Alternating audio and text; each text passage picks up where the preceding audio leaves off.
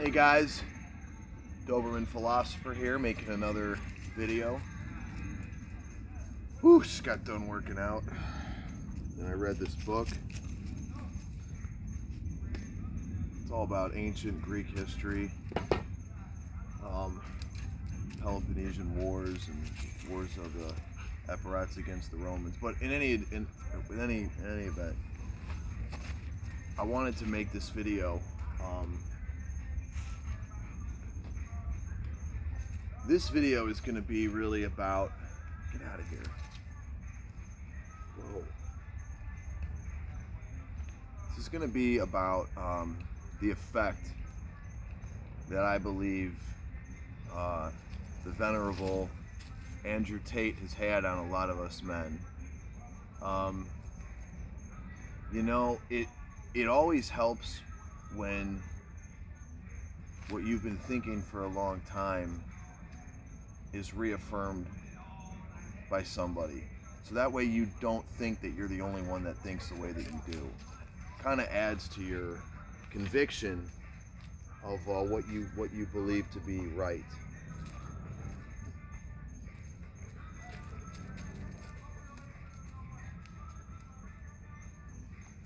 And a certain story, a certain incident happened a couple days ago. You know, I was on a date with this girl, and we ended up going back to my place, and you know, you can figure out the rest from there. But on the way back to my house, she asked me if we started talking about, you know, cheating and monogamy and things like that. And, you know, I told her that I'm totally okay with not being in a monogamous relationship, and she continued to tell me that she if a man cheats on her, then that means that he doesn't respect and love her enough. And I said, well, listen, you know, for men, sex is purely physical. For women, it's more emotional. So a man, she's like, well, you'd be okay with me sleeping with other men? I said, well, no. See, she said, I'm allowed to do that, but you're not. And she said, well, that means you have a double standard. And I said, no, because I said the action is the same, but the result is different. You see, for men, sex is purely physical. For women, it's more of an emotional investment. So it is possible for a man to sleep with other women, but still love and be loyal and be supportive of his woman. And you know, a lot of women don't believe this, and I know, to just looking at it at face value, it does seem like a double standard. However, I'm going to delve in today and speak about why that's not the case. So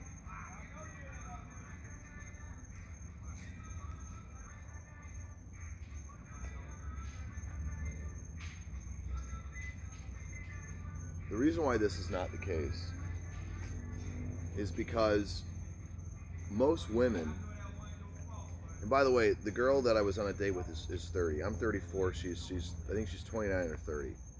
So she's in that phase of, I got to get my shit together. My biological clock is ticking. So when us men are, you know, in our 20s, you know, we either are just starting out our trade, just starting a business, or just getting out of college with our bachelor's degree. We may be physically in the best shape of our life, or close to it, but we have not achieved the status and the financial, we don't have the financial resources that a man in his 30s or 40s has. So our sexual market value is not very good, right? We haven't really been with that many women. We don't have the status. We don't have the societal clout to attract the women that we want. However, women are at their physical peak, right? They're at their sexual market value high. So they're off sleeping around with, you know, as many guys. They're going to the clubs. They're doing drugs, whatever. They're getting drunk. They're being, you know, they're in their hoe phase, right? So when when you get to be in your 30s and you start to hit your stride, you start to make some money, you get your own place, you don't have roommates anymore, you drive a decent car, you've got some money in the bank, you're starting to make investments, you're starting to really, like I said, hit your stride. You're going to find that, at least for me, that getting laid is not a problem. I pretty much, as you can tell, I'm into fitness. I don't even, I pretty much get laid every week. At least once a week, and it's always with a different girl, because I'm not, for me, unless the girl's really good in bed, you're gonna find too, like a lot of girls just aren't that good in bed. So when you get one that is good in bed, it is rare, because a lot of them just don't know what the fuck they're doing.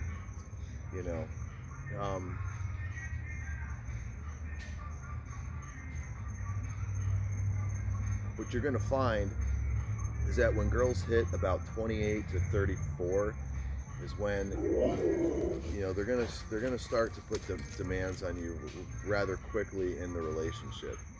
So after the second, third, or fourth date, they might pop the question, what are we doing? What are you looking for? So this all goes back to what Andrew Tate is saying, that younger women are more attractive. One, they haven't been through the cock carousel. Number two, they're more attractive. And then number three, they're more likely just to want to have a good time. When you're a little bit older, you can afford to take them out to a nice place. You can go on a vacation with them. You can go on a cruise, whatever you want to do, because you've got the resources to do that. It's a lot more advantageous to date a girl in that age bracket than a girl that's of your age. And a lot of women will try to tell you, oh, don't you want an equal? Don't you want a woman that's worldly and that has a career and that's your equal? But that's failing to understand what sexual market value is for a man and a woman. It's very different. For women, it's purely physical. We don't give a fuck that they have a PhD or a law degree. We care that they look good and that they can fuck good and that they don't piss us off and that they're genuinely a pleasure to be around. Max, come on, please. All right, so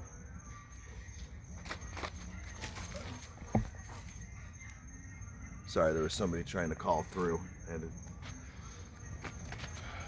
knock that off. So my advice really is, unless you really want to start a family and that's what you want to do and you're set on that, don't fucking become monogamous. I mean, you think about it. Like, I'm just going to use my own fucking story to tell you guys. When I was in my 20s, I was broke. I was living in shitty ass places. I had shitty fucking cars. I had no fucking money. I was always into fitness. I was always working out. I was always in shape. So, I got laid based on my looks. I got laid based on, that I was a fit guy that was fun, that was confident, that wasn't afraid to go up and talk to girls. A lot of the girls that I ended up fucking, I met at grocery stores or gyms or, just out and about. So, now that I have some money, now that I have a fucking business, now that I have my own home, now that I have, damn it. Sorry, the dog's almost knocked over the tripod here. Now that I have all that, I don't want to fucking be monogamous, because getting laid is no problem. It's not difficult. I just want to fuck the hottest girls that I can. Now it's about, once you get to a point where you can basically get laid whenever you want, then you're going to find that you want to attract higher quality women. It's not just about getting as many notches under your belt as possible. Although that is important, because you want to perfect the art of seducing women, of being able to attract women. And I've always said it, look, you can do the online dating thing, and that there's nothing wrong with that, but I think you got to have good game in person as well, because when you can meet a girl in public, go on a date with her, fuck her, it's a lot more of an accomplishment, I feel, than just going online and doing it that way. Although they're both fine.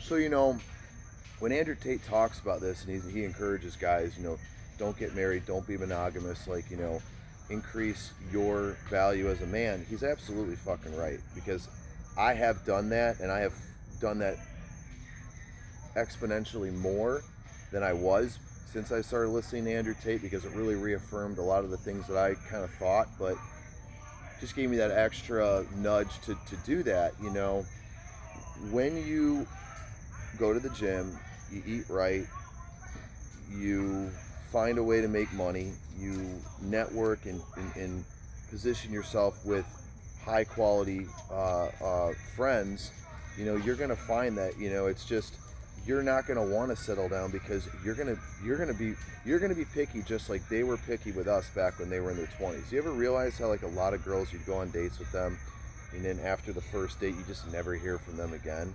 That's because they're out fucking some other guy or going on another date, because they're spoiled for choice.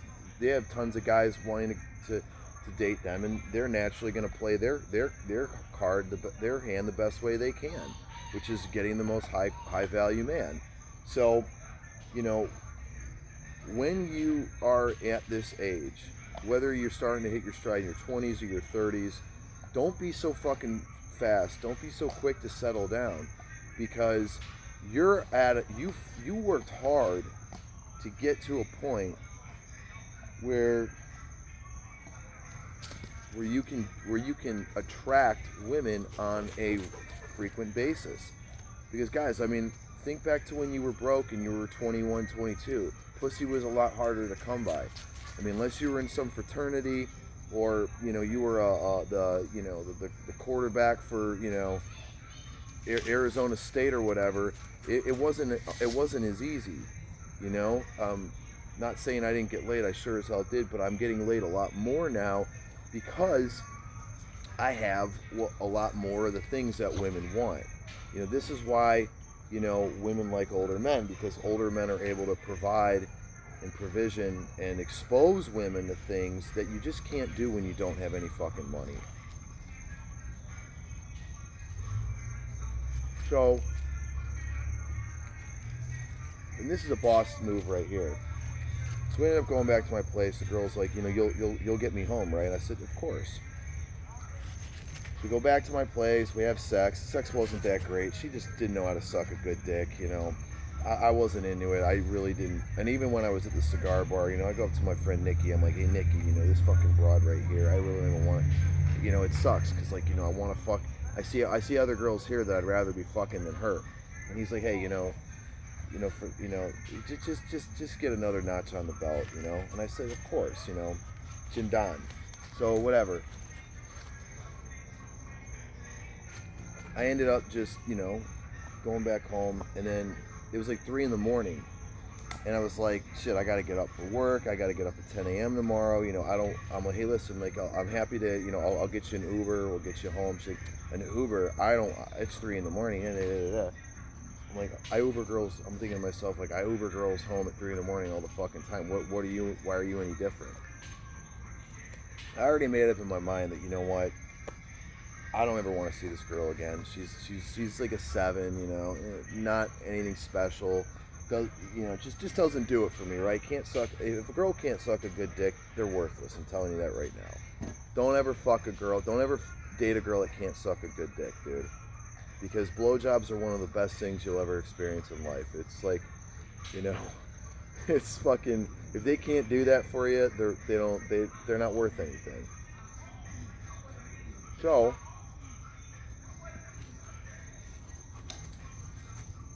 what did I do? Fucking bought. I ordered her an Uber, and I said, you know, a salud. Hope you have a good night. And I blocked her, and I'll never talk to her again. And the reason I'm doing that is because I'm not desperate. 1, I don't give a fuck. This girl's not that great. She's not special. And 2, I got 4 other girls that I'm talking to that I can call over any day and fuck them if I want to. So, when you are spoiled for choice, you are in a position of strength, okay? And that's the key here, guys. You want to be in a position of strength, because if you're in a position of strength, A, you don't come off desperate. B, you'll quickly X a girl if you don't want her. and you're gonna hold out until you get what you actually want. And what you really want is to get 3 really hot girls that fuck good, that you have a good time with, that are younger, that don't want any serious commitment. And then eventually, because eventually, like, you know, girls fall off quickly, right? Either they meet somebody else, or they want more than you're willing to give. And that way, either A, if you end up liking one of these girls, you can have her as your main girl, or B, you know, you come off more attractive to them because you're not the guy that's blowing their phone up all the time. You know, you are kind of a mystery to them because you don't talk to them that much. You might send them a text message on a Tuesday, hey, I'd love to see you Friday, let's go wherever, you know, I'll pick you up at 8 o'clock. Okay, great, boom. And then because they'll start saying, like, to me, they'll say, like, you know, you don't really text me much, why is that? You know, and that's when you say, you just be like aloof about it. You know, you don't tell them obviously that you're fucking other girls, but you just say, hey, you know, I'm busy, you know, I got a lot going on, you know, like, just whatever. You just be very nonchalant about it. And they're gonna get the hint that you're fucking other women, which is gonna give them what's called competition anxiety. You want to create competition anxiety, and the only way to fucking do that is to have multiple women and not to be in a rush to settle down. So I hope I've given you guys some good pointers here. If you're hitting your stride and you're doing well, don't fucking let some girl, you know, guilt trip you or pressure you into doing something that you don't want, which is entering into that exclusive monogamous relationship. Unless, of course, you want a family and that's what you really want to do, then by all means do what you want. But this is my position. I hope that I have elucidated some good points here. Stay tuned for more videos.